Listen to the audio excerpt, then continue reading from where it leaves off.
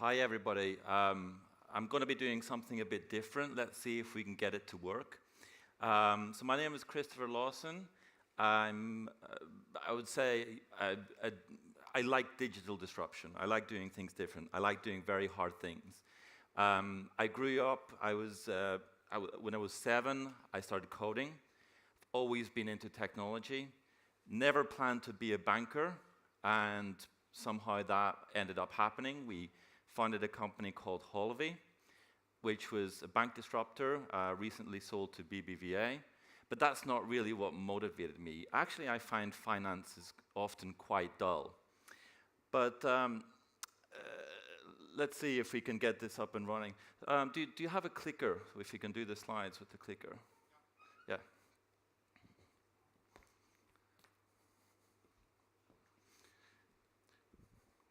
So I hope to be able to show you something in a moment, but let's go through a few normal slides first. So my topic is how to topple dinosaurs. It's something that motivates me. It's something that I like doing. How many of you are startups? So we do have a few, too few. This is something that, of course, as startup founders, we all dream of doing. We go up there and we topple these big, the big banks or the other big companies, and we become the next big thing. So the reality, though, is actually dinosaurs back in the day were extremely successful. We like to have the story about how mammals, the little nimble creatures, would go up and topple these big sort of slow dinosaurs. But actually, these guys were around for almost 200 million years. In fact, in some form, they're still out there. So this wasn't a case of this little upstart going up and beating the Goliath. That did not happen. In fact, a lot of people think evolution, they misunderstand how evolution even works. Evolution is not about dog eat dog, faster, stronger. It's just about survival. All you need to do to be an evolutionary success is to survive. That's it. If reproduce, well, that's also survival. Survival of your genes. So all you need to do is survive. And as long as you can do that, great. If you can do that by being lazy and not building up a big empire, fantastic. Dinosaurs survived. And what it took was, of course, a catastrophic event for them to actually then collapse. Now, underneath all of that, of course, dinosaurs themselves had been growing, they had become slower, and they were the dominating species. But they had started as something small. They were not, it actually took a catastrophic event for them to become the dominant species themselves. But there was underlying reasons why this catastrophe affected them so greatly. But it did take that catastrophe for that to happen. And it's sort of interesting to look at the different types of animals that did survive this particular catastrophe. So you get the creepy crawlies, you get the mammals, of course, you get the deep sea creatures, and actually dinosaurs as well. So birds are, of course, a descendant of the dinosaurs. But overall, there were two sort of factors in how they survived. One, they were very nimble. They used less resources than a dinosaur. So whenever the circumstances changed, they could survive on much less than these big guys. Vegetarians all died out. Now, before you get into a fuss, if you're a vegetarian, basically most of the meat eaters died out as well. So it was those that could adapt to the different setups, that could eat organic matter. The other ones that survived were the deep sea creatures, who were protected by that catastrophic change. And I'll talk about that in a moment. So this is not good. I mean, for a startup, we basically have to wait for a catastrophic event before we can go and topple one of the dinosaurs. Well, those catastrophic events don't actually happen that very often. It's a bit of a problem. And even when they do, I mean, okay, so the Lehman Brothers thing was maybe a catastrophe, but even when they do, we actually didn't, as startups, benefit from it that much, because so much of the industry, the incumbents, were protected. And that's where the deep sea environment comes in. regulation effectively is your deep sea environment. Another way that a dinosaur can topple, so there's a catastrophic event. The other way that a dinosaur could topple, I couldn't think of a better example. It's one that I've been following. It's an old company, Silicon Graphics. They were the definitive sort of 3D company from the 90s, whenever the internet was just blossoming. They created OpenGL. They did everything that you do in 3D today.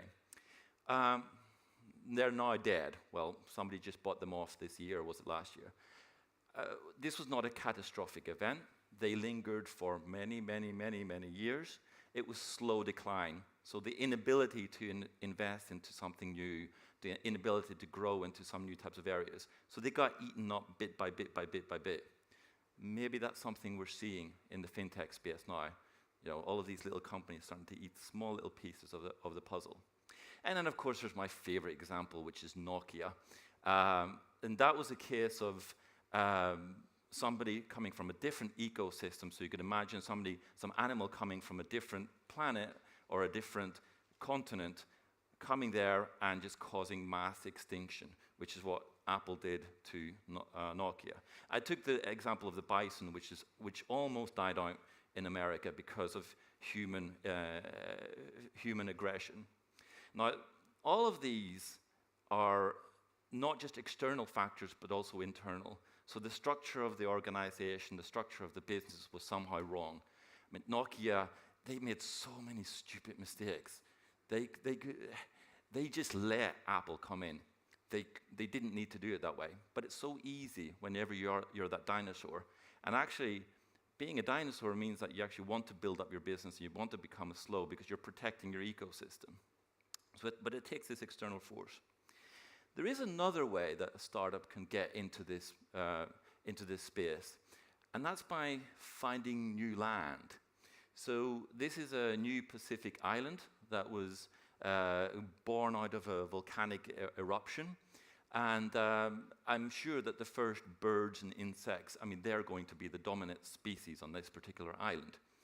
Now, the same thing applies in startup world. So there's a famous quote from, I think it's Chris Dixon, that says, you know, most innovations start out as toys. So there's something small, you know, a small business. It's maybe a revolutionary innovation, but it's a small business. It's a small market area, small customer base. It's too small for the big guys to care. So then the startup comes in and is like, hey, we can do this. We have stuff that allows us to tackle that faster, where the dinosaurs, because of the way they've evolved to be these big companies or big animals, cannot tackle that particular space. And that's really the most interesting way for a startup to go in. And that's also how we started with Holvi. So Holvi is a disruptive banking platform, which is basically a replacement for a bank, but all online and collaborative. It did a lot of the banking and the budgeting automatically for you. The reason we did it, now remember, we were techies. We're not like, fintech didn't even exist when we started. So we were like, we didn't want to get into banking originally. But we did it because I was organizing a series of events, digital art festivals in Finland.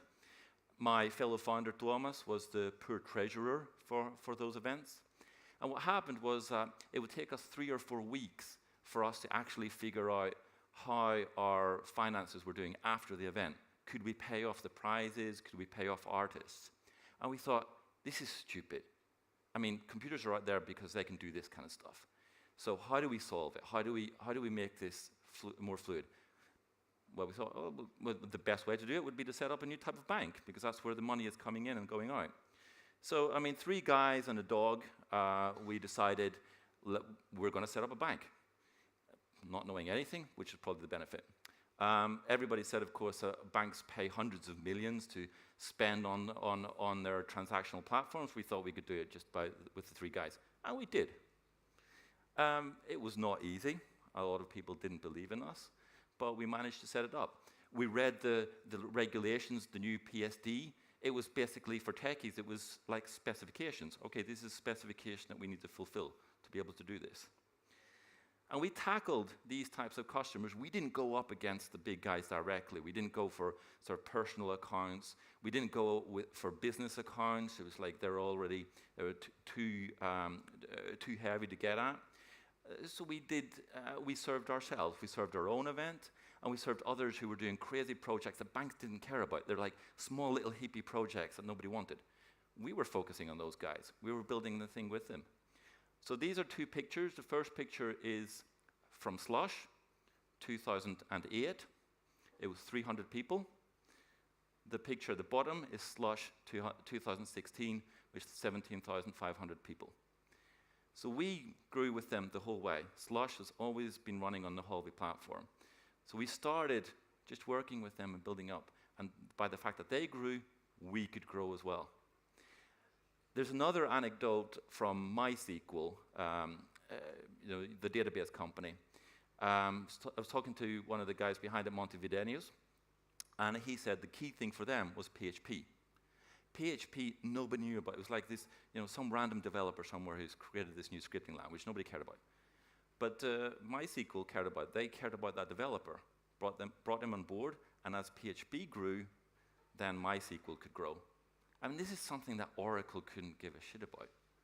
But these guys did, and they could grow with them. So new land territory. Now, there are catastrophic events that are maybe happening right now that we could maybe tap into, and it's often a combination of all of these different things. The first one is, I think, are we missing slides? There we go. So the first one is the internet. Now this sounds like, well, I mean, like the internet's out there, it's like been 20 years. It's still doing damage. If you think about the media companies right now, you think about online media companies, even banks, they're like slowly starting to get, online banking, but they're still thinking very, very local in their approach. There's still so much that you can do just by the fact that the internet is out there. And this is going to cause havoc. Another big catastrophe is maybe coming up, and that is, slides are not working, but there we go. It's climate change. This could kill us all, but maybe it's something that we could tap into, do something new with. And the final thing is AI, and this is possibly even more catastrophic than climate change, not just from the Terminator scenario, but because in our lifetime, it's quite feasible that we will now see a day when we are completely obsolete. I mean, we're getting surprisingly close to that, where basically computers are better at absolutely everything, including programming, including creative stuff, including science. And that is going to be a huge economic change, and we're not prepared for that. Well, my time is up. I don't know if we can, if we have a chance to show, if you guys can switch over, if you guys can see the HDMI connector. I did want to show you a bit about what we're building now, which is a completely new type of computer. So, previous company, we challenged the banks. Now we're challenging a few companies you might have heard of before, Apple, Microsoft, and Google. And we've been building up a completely new type of computer operating system and a new type of computer hardware. This is one of them. There's another one that's connected up to the main display. So I won't really have time to show you a real demo, but I can show you a bit, like a sneak little glimpse of how this works, of how this whole new user interface works. It's all about collaboration. It's all about the cloud. It's all about mobility, different types of devices. If you want to see this, then I can show you a bit later. Thank you.